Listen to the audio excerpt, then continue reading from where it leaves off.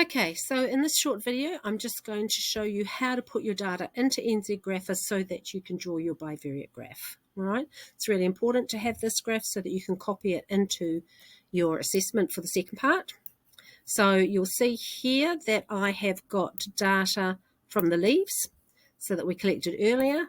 So you can see it there. I've got 50 pieces of data. So I'm going to copy all of that just in a normal way. It's in a Google spreadsheet. So if I just go up and copy everything and put that into, so just copy, Control C.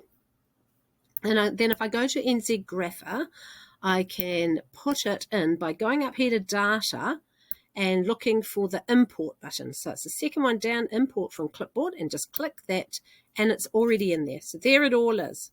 So now we've got all the data in, we need to draw our scatter graph. So down here it says graph type. So we're going to click on this and pick the scatter graph here. All right. So it says you haven't got any numbers yet. So we had two things, the length and the width. So I'm going to make the length the x-axis like this, and the width the y-axis like this. And now up comes my graph. Now that graph is pretty good, but we've got a couple of things we need to do to the actual graph. So first of all, we need to put on a regression line. This helps us to see whether it's positive or negative or all those sorts of things. So that line there is really important. Then we need to change the graph title. So we're going to put length and width of leaves as our title, just so that anybody reading this can understand what the graph is about.